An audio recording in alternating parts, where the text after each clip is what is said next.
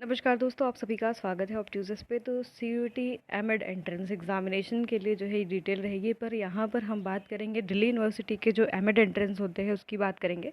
और आप सभी को शायद पता होगा कि जो दिल्ली यूनिवर्सिटी है इस बार जो आपका एंट्रेंस होने वाला है CUET का, उसमें पार्टिसिपेट कर रही है for UG and PG program.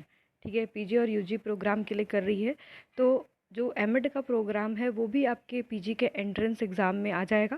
ठीक है, तो जब भी CUET का इस बार फॉर्म फिल होगा फॉर PG जो एंट्रेंस एग्ज़ाम है उसके लिए, तो हम आपको इन्फॉर्म कर देंगे कि उसमें आपके PGQP 04 के अंतर्गत जो आपका एमएड प्रोग्राम है दिल्ली यूनिवर्सिटी के लिए वो आ रहा है कि नहीं आ रहा है। तो जल्द से जल्द हमें इसका पता चलेगा। क्लियर।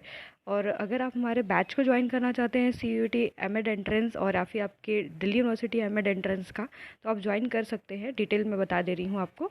तो आप हमारे जो है इस बैच को ज्वाइन कर सकते हैं, जो कि DUET के लिए भी हेल्पफुल रहेगा। और आपके अगर DUET सेपरेट होता है फॉर एमएड एंट्रेंस, पर मोस्ट प्रॉब्ली ये CUET में ही अब कंडक्ट होगा आपके एमएड एंट्रेंस जो है दिल्ली यूनिवर्सिटी के लिए। और याद रखिएगा कि ये CUET जो एंट्रेंस एग्ज़ाम है उसको भी आपका जो कोर्स है स्ट्रक्चर ये भी कवर करेगा। इसमें आपको लाइव लेक्चर, रिकॉर्डेड लेक्चर, साथ साथ याद रखिएगा कि आपको टेस्ट सीरीज़, ठीक है, revision session, doubt clearance session, marathon session जो है दिए जाएंगे। ये जस्ट सिर्फ 2499 में अवेलेबल है। याद रखिएगा कि आपको अगर कोई भी इशू है, अगर आपको कोर्स परचेज़ करना है, तो आप इसके व्हाट्सएप नंबर पे या फिर कॉल करके कांटेक्ट कर सकते हैं।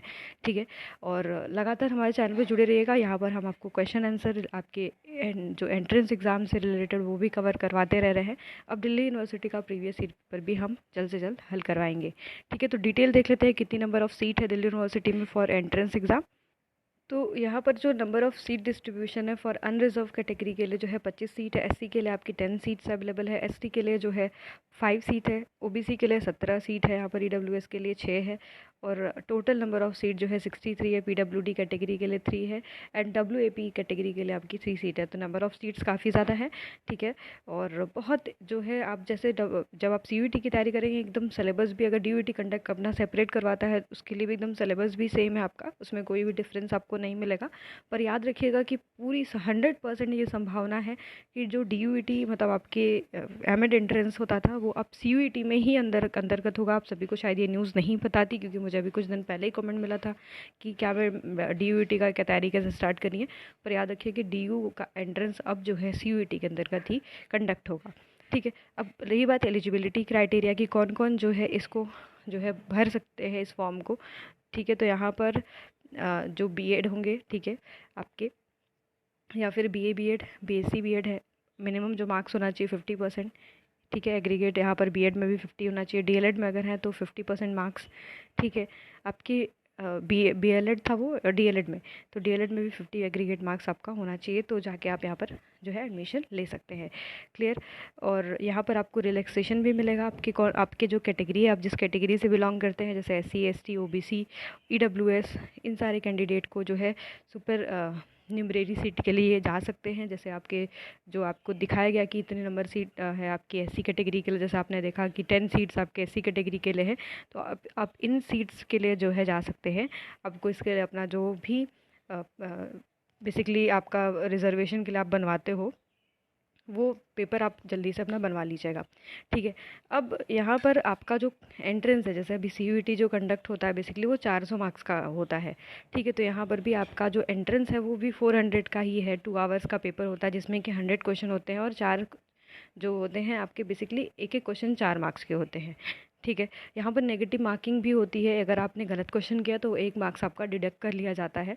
ठीक है, और इसमें जो बेसिकली जो एजुकेशनल थ्योरीज़ हैं, अभी हमने कुछ दिन पहले डिस्कस किया था सिलेबस को, वो सारी जो है आपकी रिक्वायर्ड होती है। मतलब आप उसको पढ़ के जाओगे अच्छा कर लोगे। ठीक है, वो हमने ऑलरेडी डिस्कस किया। जैसे आपके बेसिकली जो आप एजुकेशनल साइकोलॉजी पढ़ते हो, फिलॉसफी है। ठीक है, और भी आपने जो BEd के करिकुलम के जैसे perspective of sociological and philosophical basis of education, ये सारे पेपर आप पढ़ते हो, तो वो भी आप जो है यहाँ पर जो है पढ़ के जा सकते हो, अच्छा इंटरेस्ट दे सकते हो। तो जब भी आएगा तो ये CUET के अंदर ही आएगा। हम बुलेटिन भी आपको रीड कर देंगे उस टाइम पर। जो है नंबर ऑफ़ सीट आप ध्यान में रखिएगा। और जैसे हमने जब पिछले वीडियोस में कवर किया था, तो हमने बताया था कि जो टॉप न्यूज़ में था वो आपका बनारस हिंदू यूनिवर्सिटी था।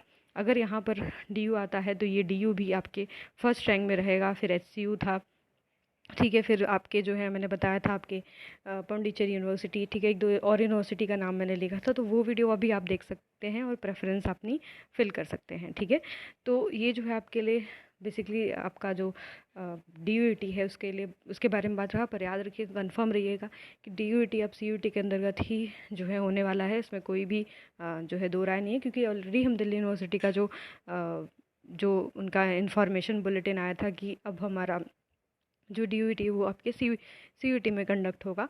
तो इस वजह से सारे PG और UG प्रोग्राम जो है अब एडमिशन भी आपके CUET के अंतर्गत ही होगा। तो आपको जो है कितना मार्क्स लाना होगा, क्या क्या चीज़ें होंगी, वो सारी हम जो है नेक्स्ट वीडियो में डिस्कस करेंगे। जुड़े रहिएगा, चैनल से सब्सक्राइब करिएगा, शेयर करिएगा अपने फ्रेंड्स के साथ। धन्यवाद।